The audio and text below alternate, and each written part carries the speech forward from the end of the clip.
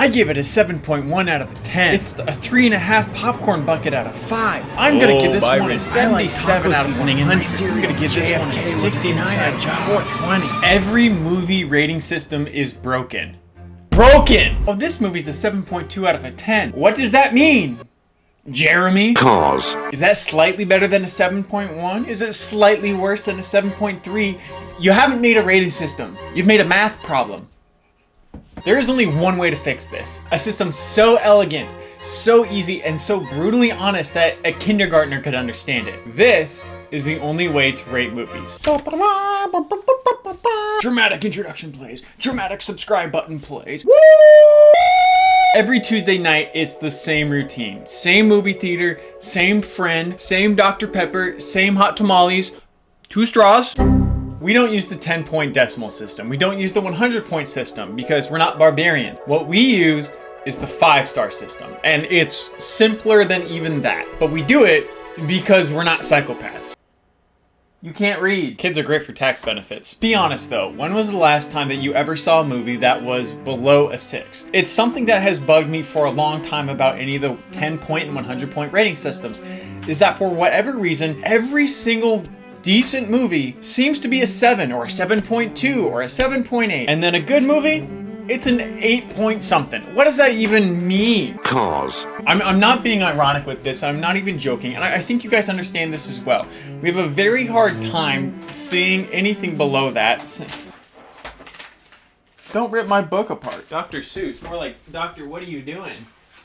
The only doctor we trust in this house is Dr. Pepper. Yeah! The fact of the matter is that giving a movie a 7 point whatever is just a polite way of being stupid. And this is where our system wins. Okay, so let's go ahead and break it down. 1 star. This is a movie that hurt me emotionally. It was a waste of time in the simplest form, in the simplest definition. Stop laughing, I'm recording.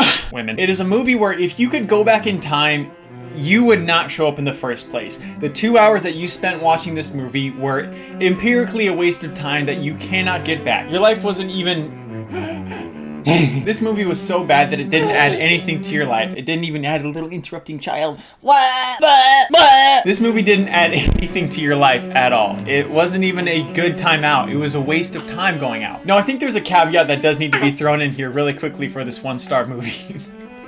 She's just biting my leg. This does not qualify as a so bad that it was good movie, because that is going to be a category that we're going to talk about next. Spoiler alert, it's the 2-star. If you go to a movie and you leave and you realize after you left, I should have done something else with my time, there you have it, it's a 1-star. Now a 2-star. A 2-star is different, but in a different way. This is a movie that wasn't good, but it wasn't a waste of time. This is where you get movies that you would consider so bad to be good, like you put Velocipaster in there, which was an absolutely horrible movie, but it was a fun time. I would never watch it again. If someone was in the living room and I had nothing to do at all and I was bored out of my mind, I still wouldn't sit down and watch it. Now the 3-star rating.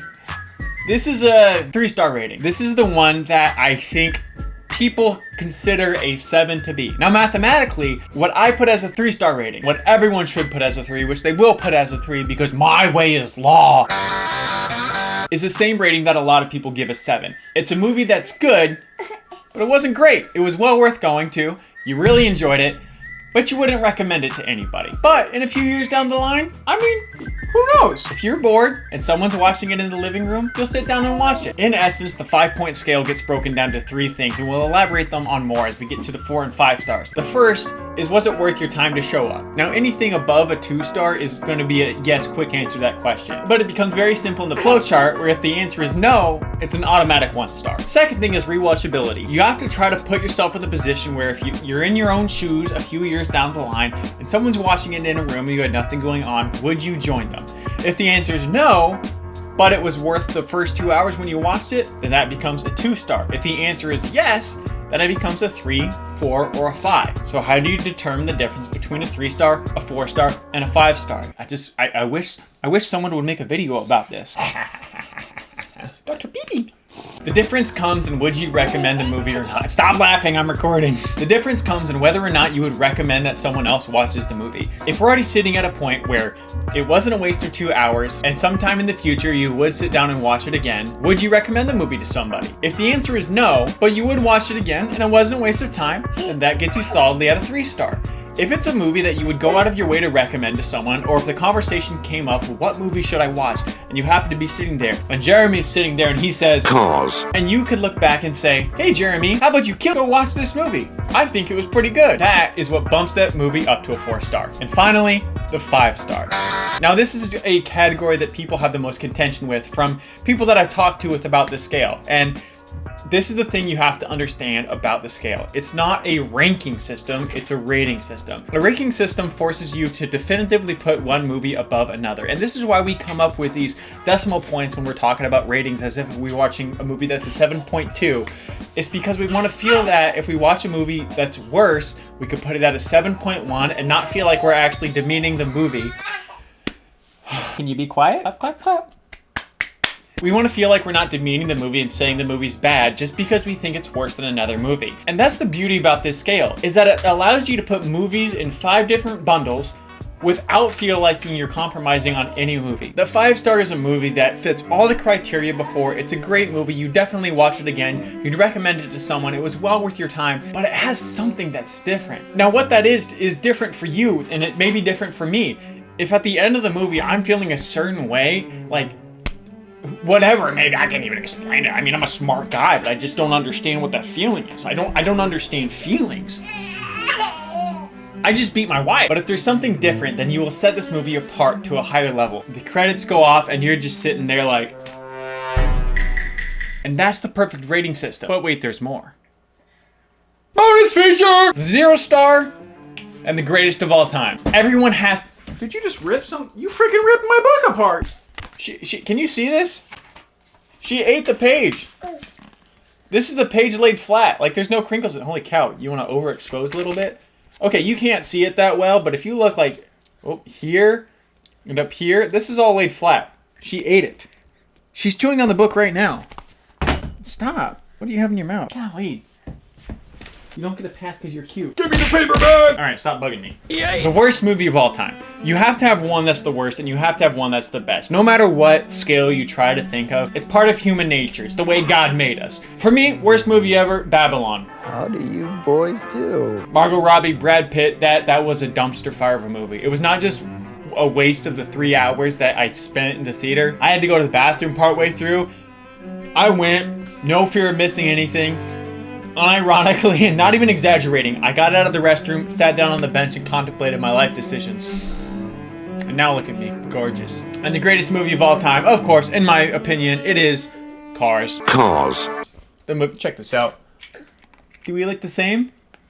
I actually have a car that I painted or put some stickers on to make look like Lightning McQueen. Maybe I'll throw a picture of it up here.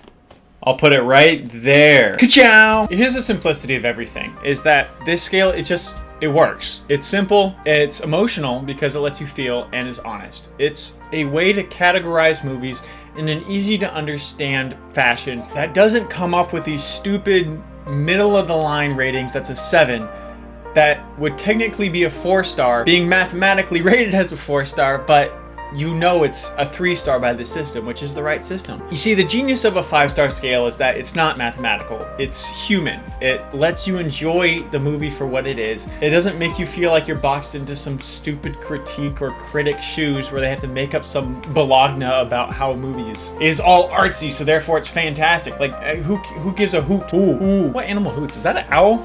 I feel like an owl is a hooter, but they say who. Hoot? Is that a coyote? Hey. Ever thought about subscribing? Okay. And it's just as simple as that. So anyway, you know, every once in a while you gotta rant. I gotta rant. Anyway, let me know what your thoughts are. Or don't. Actually, no free will in this comment section. Don't give me your thoughts. Tell me what you rate this video out of. Was this video a 5-star? A 4? 3? 2? 1? Cars.